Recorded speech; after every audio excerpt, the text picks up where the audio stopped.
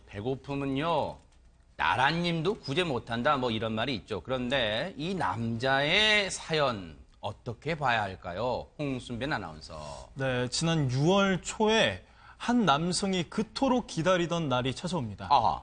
이 10개월의 교도소 생활을 마치고 드디어 출소하는 날인데요. 아하. 수중에는 30만 원밖에 없었지만 그래도 호기롭게 새 출발을 알립니다. 그런데 이제 사회는 호락호락하지가 않았습니다. 그렇죠. 이 전과자를 향한 시선이 따갑고 네. 또 취업도 되지가 않았어요. 네. 그래서 어렵게 모은 30만 원도 거의 다 써갔는데 네. 그래서 이 남성 결국 10개월 전 그곳으로 갑니다. 도서관인데요. 네. 여기서 예전에 했던 범행을 그대로 저지르면서 끼니를 해결합니다. 아하, 뭔가요? 이 취업준비생들, 도서관에 네. 모이는 취업준비생들의 지갑을 훔쳐서 아이고. 1,000원, 2,000원, 3,000원을 뺏어서, 그러니까 가져가서 네. 그 도서관 식당에서 끼니를 해결하는 거죠. 네. 간식까지 챙겨 먹었다고 하는데 네. 그 성인 오락실에서 무료로 간식을 나눠줍니다. 거기 가서 간식을 먹고 있었는데 네. 이렇게 주변에 관심도 없고 누구도 찾아주지 않던 이 남성의 어깨를 어느 날 누군가 두드리는데요. 네. 돌아보니까 10개월 전 네. 자신을 체포했던 그 형사였던 거죠. 아하. 그런데 어쨌든 올해 6월 초에 교도소에서 나왔던 30대 남성 출소 한 달 만에 또다시 절도 행각을 벌이게 됐다는데 일단 이 남성에게 어떤 사연이 있는지 구체적인 내용은 일단 경찰의 얘기를 좀 들어보도록 하겠습니다. 소위 지갑에서 돈이 좀 빠져나간 거기 때문에 사람들 피해자들이 인지를 못하기도 하고 또 포기해버리기도 하고 그러는데 우리가 신고가 들어온 것은 한 건으로 출발을 했고요. 그 친구를 검거해놓고 또 다른 사실은 없느냐라고 물었을 때 본인이 순순히 내 건에 대해서 자백을 했습니다. 그때도 몇만 원 나왔는데요. 그 책상 위에 지갑에서 몇만 원을 이렇게 빼가는 거예요. 빼가서 그 학교 식당에서 구내식당에서 2, 3천 원짜리 이렇게 밥 사 먹으려고 그렇게 하는 겁니다. 늘 같은 장소에서 같은 수법으로 늘 행위가 반복되는 거예요. 그애는 본인 말이라는 그런 전제하에서 그 30만 원이 다 떨어지고 이틀 정도를 굶었다고 그래요. 이틀 정도 굶고 나니까 앞이 뿌옇게 흐리더랍니다. 그래서 자기가 할 수 있는 일이 없고 배는 고프고 해서 늘 해왔던 그런 행동 패턴대로 다시 그곳에 가서 그런 범행을 저지르게 됐다라고 본인이 그렇게 이야기하고 있습니다. 배가 고픈 나머지 눈앞이 흐려졌다. 이 남성의 범죄 행위를 전혀 미워할 생각은 없습니다.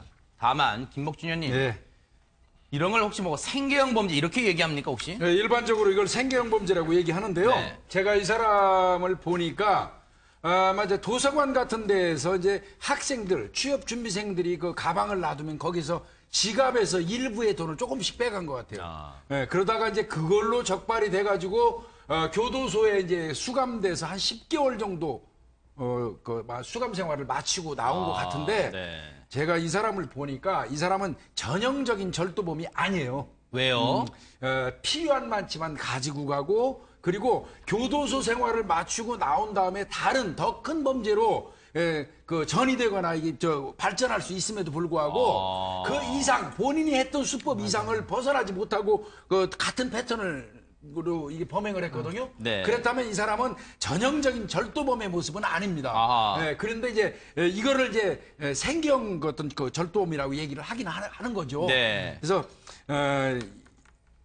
문제가 이게 뭐냐면 이제 이걸 장발장 범죄라고 얘기하는데요. 일반적으로 소액으로 조금씩 자주 훔치다 보면 그게 누범이 되고 상습범이 돼가지고 경찰의 입장에서는 구속하지 않을 수가 없어요. 이게 이제 문제인 것이죠. 이 본인한테는.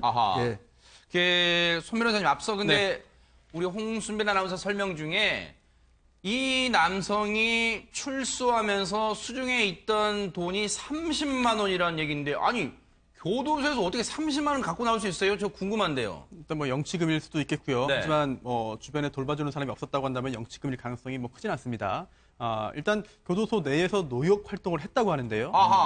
두 가지로 나눠볼 수 있겠습니다. 첫 번째로는 지금 보니까 취사반에서 일할 기회를 얻었다 그러네요. 이게 그 벌금을 못 내서 환영 유치가 된 경우에는 이제 법원에서 정해주는 대로 노역을 해야 되는 것이고요.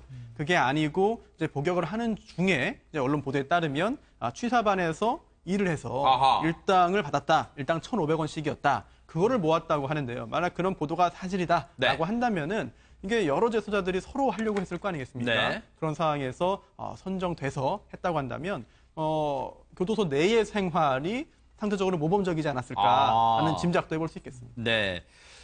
이렇게 뭐 가지고 나왔던 돈 30만 원, 요즘 뭐 물가 비싸잖아요. 이것저것 편의점에서 아무리 작은 거 사 먹어도 30만 원 그렇게 얼마 못 버티기는 했을 거예요. 그렇다고 무슨 다시 한번 말씀드린 범죄를 두둔하거나 미워할 생각 전혀 없어요. 그런데 어쨌든 이 사람이 수중에 인턴 30만 다 떨어지니까 뭐 이렇게 열심히 이 교도소 내에서는 취사반도 하면서 노역형도 하면서 열심히 살았는데 그러면 나와서 이 사회에 나와서 좀 열심히 살아볼 생각을 하지 못했을까 궁금하잖아요. 경찰 얘기를 한번 들어봤습니다.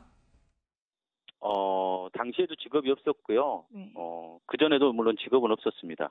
같은 형태의 절도로 자주 입건되었던 그런 사람이었기 때문에 2015년도에서 북부경찰서에서 취업 발선을 해가지고 1년 반 가까이 또 나름 성실하게 생활을 했었어요. 근데 어떤 다른 사정에 의해서 그만두게 됐고 물론 본인이 구직 활동을 했었던 것도 맞아요. 그래서 나 배달 업무라도 해봐라 그랬더니 면허증이 아직 못 따서 못한다 그랬었고 그러면 취사장에서 근무했으니 식당 보조라도 들어가지 그랬느냐라고 했더니 처음에는 말 안 하다가 나중에 이야기 하더라고요. 이렇게 식당 보조에 갔었는데 그만두게 나오게 됐다. 뭐요. 사연 없는 사람 없고 불쌍하지 않은 사람 없어요. 그렇게 놓고 보면 세상은 절도 범행은 남의 걸 어쨌든 노동하지 않고 남의 것을 취득한다는 것은 어쨌든 범행이고 남한테 피해를 준 것이기 때문에 이게 절대 정당화될 수는 없는 겁니다. 그걸 또 가벼이 봐서는 안 되는 것이고요. 다만 이 사람이 계획적이거나 의도적이지 않았다는 것, 그리고 피해액이 상대적으로 경미했다는 것, 그리고 그것이 단순히 어떤 밥을 먹기 위한 목적이었다는 점에서 동정의 여지가 있을지언정 그 행위 자체는 정당화시킬 수 없다고 생각합니다. 그러네요. 이 경찰분도 저희가 하고 싶었던 얘기를 해주셨네요. 그런데 앞서 홍순빈 아나운서 네. 검거 당시에도 이 남성이 그 성인 오락실에서 게임은 안 하고 거기서 공짜로 나눠주는 마른 건빵만 몰래 먹고 있다 검거했다는데 아마 배는 정말 고팠나 본데 나름대로 이제 딱한 사정이 있었다면 아마 열심히 노력도 해봤을 텐데 어떤 사정이 있었어요? 그렇습니다. 이제 뭐 나름대로 취업을 하려고 노력을 했었던 노력은 것 했어요? 같아요. 네. 어허. 이제 취사반에서 일했으니까 그 실력을 좀 살리고 싶었나 봐요. 아하. 그래서 이제 식당 주방 보조로 취업을 합니다. 네. 열심히 살아보겠다고 일찍 출근해서 야채를 이렇게 썰어놨는데 이 식당 주인이 깜짝 놀랍니다. 왜요? 이 야채를 너무 잘 썰어놓은 거예요. 아하. 그래서 이 실력은 도대체 어디서 배운 거냐고 물어보니까 이 또 남성이 또 그냥 솔직하게 교도소에서 배웠습니다라고 대답을 했습니다. 너무 순진해요. 솔직하고. 네. 아하. 그러니까 이 식당 주인의 표정이 갑자기 좀 싸늘해지면서 네. 죄송하지만 좀 나가달라고 요청을 했다고 하네요. 아이고. 그럼 거기서 이제 할 수 없이 너무 솔직한 나머지 이제 그 식당에서 나와서 그냥 포기해버린 거예요? 아니요. 한 번에 포기를 하지 않고요. 이제 식당에서 나오게 되니까 건설 현장에서 막노동이라도 한번 해보려고 열심히 합니다. 살려고는 했군요. 네. 그런데 이제 막노동을 하기 전에 보통 이제 뭐 안전교육 같은 거를 받잖아요. 그 교육 비용을 내야 되는데 이 남성에게는 그 교육비 5만 원조차도 없던 상황이었습니다. 그럼 또 이제 생각해 볼 수 있는 게 그러면 그 돈을 좀 은행에서 잠시만 빌릴 수 있지 않았냐 뭐 이렇게 생각을 해볼 수 있었는데 사실 이 남성이 교도소에 들어가기 전에 800만 원의 사채를 빌렸었다고 합니다. 그런데 교도소에서 나와 보니까 그 사채가 2천여만 원으로 늘어 있었던 거예요. 그러니까 이것 때문에 통장도 만들지 못하는 막막한 상황이었던 게다가 또 지금 나오는 것처럼 신용불량자, 그러니까 지금 엎친 데 덮친 격으로 이 남성에게는 지금 주변에도 별로 도움을 받지 못했고 회생의 지금 어떤 이 기회도 지금 많이 부족한 편인데 김복준 의원님. 참 지금 보면요. 요즘 젊은이들은 뭐 건설 현장 안전교육 이수 교육비용 5만 원 이게 무슨 말인가 할 거예요. 그러니까 이 남성이 나름대로는 열심히 살려고는 했네요, 지금. 그러니까 아까 제가 말씀드렸지만 지갑에서 조금씩 일부만 빼가는 수법으로 볼 때 전형적인 이 절도범의 형태는 아니에요. 그러니까 전형적인 진짜 또 말 그대로 전형적인 생계형 범죄 스타일인데 네. 사실 저도 일선에서 있으면서 보면 이런 사람들이 상당히 많아요. 아. 의외로 많습니다. 네. 사실 또 우리 사회에 뭐 요즘에 밥 굽는 사람이 어딨냐 이렇게 얘기하지만요. 네. 의외로 굶주리고 밥 굽는 사람 많이 있습니다. 저는 일선에서 제 눈으로 직접 봤고요. 이제 사실은 그래서 이제 형사들이 이런 경우에 취직을 좀 시키긴 합니다. 네. 이제 끝나고 나오면 아유 요번에 교도소 갔다 왔습니다. 그리고 이제 찾아오는 경우 있어요. 그러면 네. 야, 어떻게 먹고 살래? 이러면 살 길 막막합니다.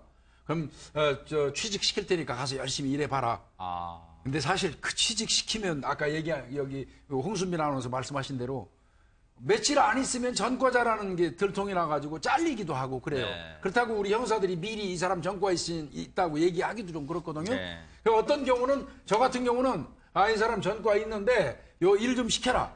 아마 일 잘할 거다. 만약에 뭐 무슨 문제 생기면 네. 내가 책임질게 했더니 며칠 가지도 않아가지고 그날 당일날 그 가게 매상 다 가지고 도망가가지고 아유. 제가 대신 변제해 준 적도 있는데요. 아이고, 네. 뭐 그런 사람들도 있어요. 근데 어떻게 저 취업만 제대로 이렇게 안정돼가지고 그 자리를 잡아가지고 결혼도 하고 애 낳고 잘 사는 사람도 네. 이 세상에 굉장히 많습니다. 우리 네. 사회에는. 그러니까 이 사람도 누군가 도와주려면 아주 근본적인 걸 해결을 네. 해야 돼요. 그러니까요. 사채 관련된 것도 원금선에서 아. 끝내는 방법, 네. 그다음에 나오면 전과자였던 사실 뭐 이거 얘기하고 그 안정된 직장 네. 알선 이런 거 등등으로 우리 사회가 할 일이 많습니다. 네. 예. 지금 보니까요, 최명기 원장님 잡혔을 때 경찰들 앞에서 그랬대요. 고개 숙여 울면서 잘 살아보려고 했습니다만 쉽지 않았습니다라고 했는데 앞서도 그 우리 홍순빈 아나운서가 소개해준 그 식당에 취업했을 때 얘기 중에 물론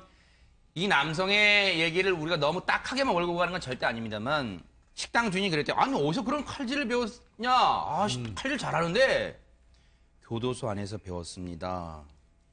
식당 주인. 미안한데 전과자를 고용할 수는 없네.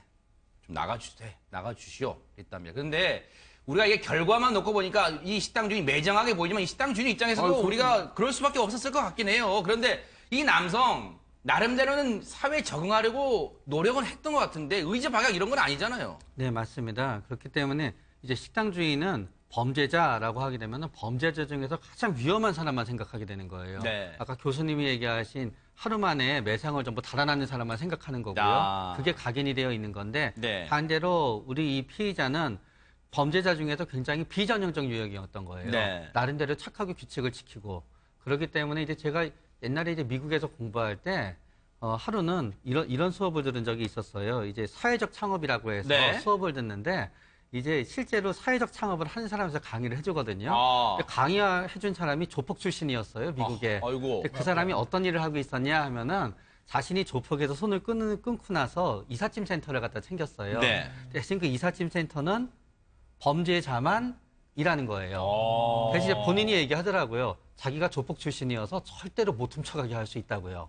그래가지고 거기에서 이분의 특징도 뭐였냐면은 교도소에 있는 동안은 의식주가 해결이 되잖아요. 네. 재소자들이 이제 출소했을 때 가장 중요한 게 의식주를 전부 다 해결하고 그러겠죠. 그 안에서 전부 관리 감독이 이루어져야지 재범이 이루어지지 않는다는 네. 거예요. 처음에 의식주를 제공하는 거예요. 그런 다음에 3년이면 3년, 5년이면 5년 거기에서 사회적 기업에서 일을 하고 네. 그런데 이분이 이삿짐 센터가 잘 맞는데요, 이분들한테. 네. 왜냐하면 이분들의 특징이 돌아다니면서 일을 해야 되고요. 몸으로 일을 해야 되는 네. 거고요. 그날 일을 해서 그날 돈을 받아야 돼요. 네. 딱 자기가 일을 해서 오늘 얼마 벌었어가 딱 네. 챙겨야 되는 거지. 한 달 일하면은 얼마 돈이 생겨가 안 된다는 거죠. 네. 우리나라도 그런 식으로 네. 뭔가 일이 재소자분 중에서 그러네요. 가능성이 높으신 분들이 중간 단계로 이행할 수 있는 의식주를 갖다 해결할 수 있는 사회적 기업을 창업하는 게 네. 사실은 굉장히 절실하다고 그러네요. 생각이 돼요. 어떤 그런 발상의 전환도 필요해 보이는데 어쨌든 그럼에도 불구하고 손 변호사님 네. 앞서 경찰도 그 얘기했습니다만 사연 없는 사람 없고 불쌍하지 않은 사람이 어디 있겠느냐. 이 범죄를 두둔할 수는 없다라고 했어요. 이 사람도 처벌은 받아야 되잖아요. 처벌을 피하기 어려운 상황이죠.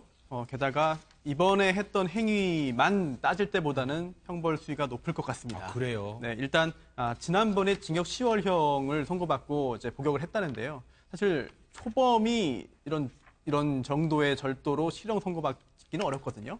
그렇다면 이 해당 인물이 아마 전과가 더 있지 않을까 하는 짐작도 할 수 있겠고요. 네. 그리고 또한 상습절도로 인정될 가능성이 매우 높습니다. 네. 즉 상습절도라는 게 범죄의 습격, 즉 버릇을 말하는데요. 네. 이런 정도라면 범죄의 버릇이 인정될 것으로 보이고 여기에 더해서 누범에도 해당될 겁니다. 네. 왜냐하면 누범이라는 게 금고 이상의 형을 받고 집행이 종료된 후에 3년 내에 네. 금고 이상에 해당되는 죄를 범한 경우에 누범으로 처벌받는데요. 네. 이런 경우에는 장기의 2배까지 가중합니다. 이렇게 될 수 있고 또 하나 가능성이 높진 않습니다만 여러 차례 이렇게 상습적으로 반복해서 절도 행위를 했을 경우에는 이제 특가법이 적용될 수도 있는데요. 네. 이렇게 됐을 경우에는 형벌이 수위가 더 올라가거든요. 물론 사정이 안타깝고 뭐 여러 가지 참작할 사유가 있다 하더라도 네. 엄격하게 법만 객관적으로 볼 때는 상당히 높은 수준의 처벌도 가능한 네. 사항인 것 같습니다.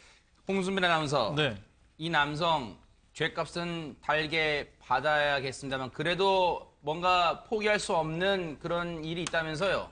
네, 그렇습니다. 이 남성 사실 그동안 착실히 살아왔습니다. 네. 여러 가지 큰 문제는 없어 보였고, 네. 그 교도소에서도 그 치열한 경쟁을 뚫고 그 요리를 할 수 있게 된 겁니다. 네. 그래서 앞으로 이 사회를 살아가야 되는 의지가 여전히 남아있고, 네. 또 교도소보단 사회에 살고 싶은 마음이 큰데, 네. 이런 상황에서 어쩔 수 없이 또 이런 상황이 벌어진 것에 대해서 네. 좀 아쉬움이 남습니다. 경찰관도 그랬답니다. 출소하면 경찰서로 다시 찾아오라.